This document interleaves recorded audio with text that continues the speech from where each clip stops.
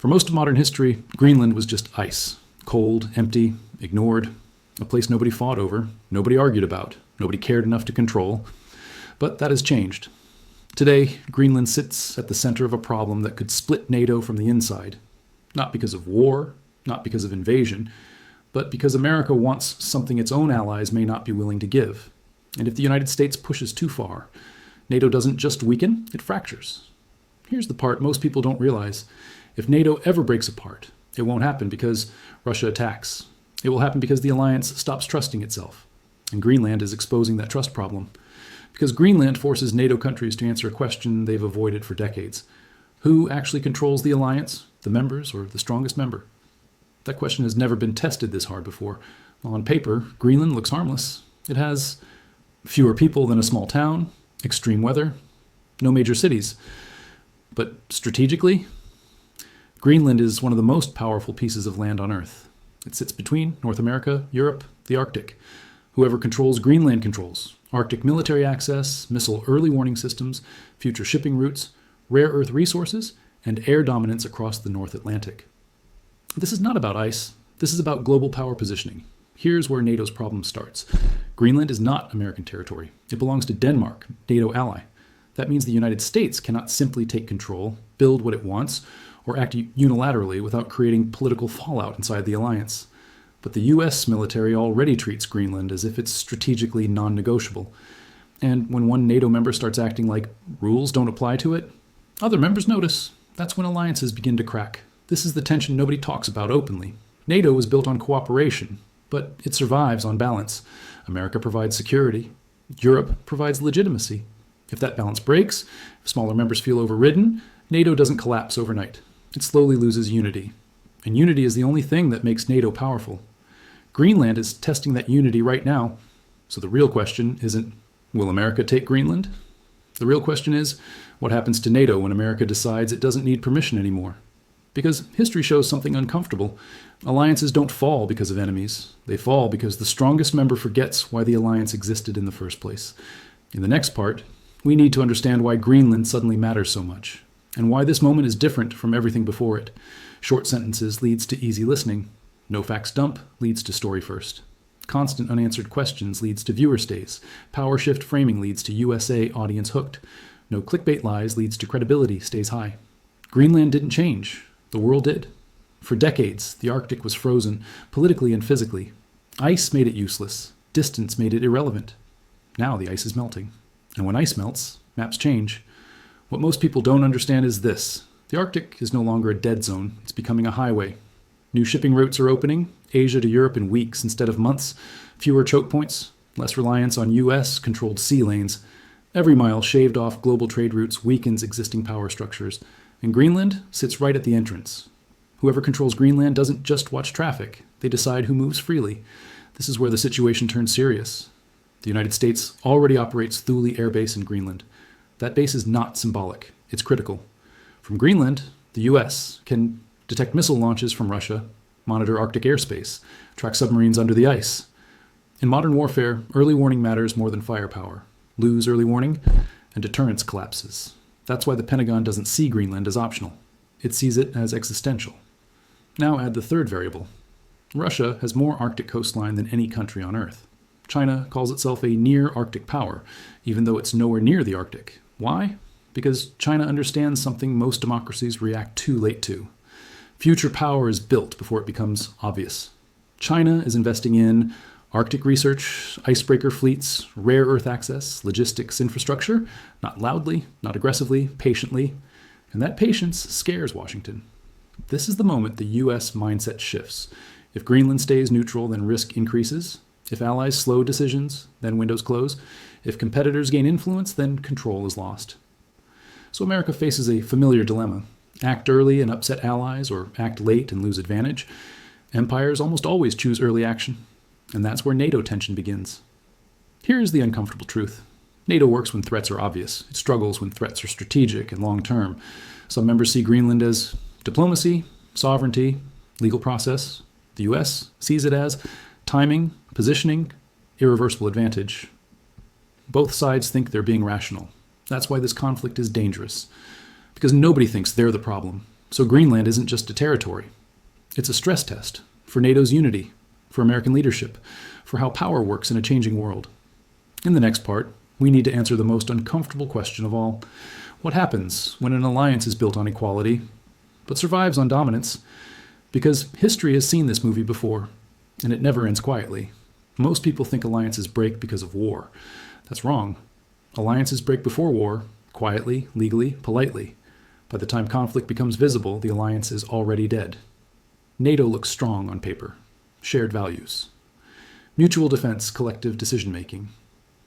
But real alliances don't survive on values. They survive on balance. And here's the rule history never breaks. The moment one member becomes too essential, equality ends. That member stops asking, it starts expecting. Let's be honest, NATO is not symmetrical. The US provides most of the funding, most of the logistics, most of the intelligence, most of the deterrence that creates dependence, and dependence always changes behavior. When decisions are slow, the strongest member starts thinking, why am I waiting for permission to protect everyone? This is not arrogance, it's structural gravity. Greenland didn't create NATO tension, it revealed it. Because Greenland forces a question NATO avoids. Who decides when speed matters more than consensus? Small countries think in law, big powers think in timelines. When those timelines don't match, alliances crack. Not explosively, subtly. This is not new. It happened before. Athens inside the Delian League, Rome inside its alliances, Britain inside its empire, America inside NATO. Same structure, same mistake. The dominant power keeps saying, this is for everyone's safety. On the others here, you don't really get a vote, and trust starts bleeding out. Here's the uncomfortable truth. NATO survives because no one wants to admit that equality inside the alliance is already gone. Smaller members fear abandonment, bigger members fear constraint. So everyone pretends the system still works. That pretending is the most dangerous phase, because systems don't fail when people panic. They fail when everyone lies politely. If America pushes too hard on Greenland, one thing changes forever: the precedent. Future decisions won't ask, what does NATO want? They'll ask, what does the US need right now? That shift doesn't dissolve NATO overnight. It hollows it out. Alliances don't collapse, they empty. So Greenland isn't about ice, it's about authority. Who leads? Who follows? And who gets ignored when time runs out? In the next part, we go even deeper. What happens when allies start hedging? Not against enemies, but against each other. Because that's when real power shifts begin. Here's the signal most people miss. Alliances don't end when countries leave. They end when countries prepare to survive without each other. No announcements, no headlines, no drama, just quiet adjustments. That's where NATO is slowly moving. In geopolitics, there are only 3 phases. 1, trust. 2, dependence. 3, hedging. Hedging is the phase where allies stay officially loyal but quietly reduce reliance. They don't confront power, they route around it. And once hedging begins, the alliance is already changing shape. Hedging doesn't look like betrayal. It looks like diversification. Europe increasing independent defense spending, countries discussing strategic autonomy. Energy supply routes shifting away from single control. Trade agreements signed quietly outside alliance frameworks. No one says, we don't trust America anymore. By the time Britain noticed, the empire was already hollow. The flag was still flying. The authority was not. Here's the trap dominant powers fall into. They measure strength by military capability, economic size, political leverage. But alliances don't run on force, they run on voluntary alignment. The moment alignment becomes reluctant, power starts costing more to maintain. And cost is what breaks empires, not enemies. Right now, NATO isn't facing invasion, it's facing choice pressure. Every decision asks, who benefits most? Who bears the risk? Who decides when time is limited? If the same answer keeps appearing, others start adjusting quietly. That's not collapse, that's erosion. Once hedging starts, trust never fully returns. You can rebuild coordination, you can restore procedures, but you cannot unlearn vulnerability. Allies remember the moment they realized, we may be on our own someday. That memory shapes every future decision. So here's the real question.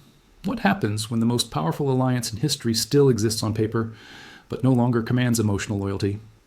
In the final part, we answer the biggest question of all. Does America need NATO more than NATO needs America now? And what happens when that balance flips? Here's the truth most people aren't ready to hear. NATO doesn't need to collapse for the world to change. It only needs to matter less. And that's how power actually shifts in history. People imagine power ends like this. Wars, flags coming down, alliances exploding. That almost never happens.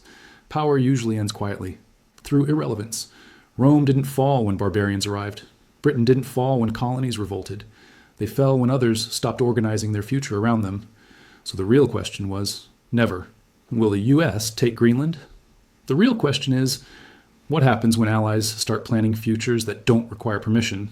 Because once that happens, dominance becomes optional. And optional power is the most fragile kind. NATO wasn't built on fear. It was built on certainty.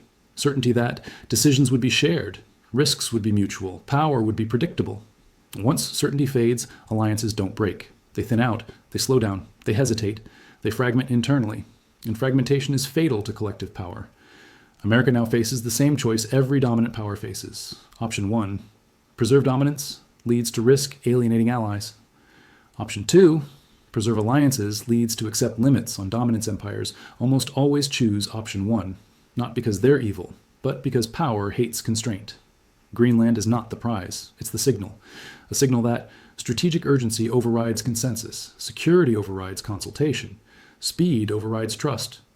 Once allies internalize that signal, they stop asking, what does NATO want? They start asking, what do we need if NATO hesitates? That shift changes everything.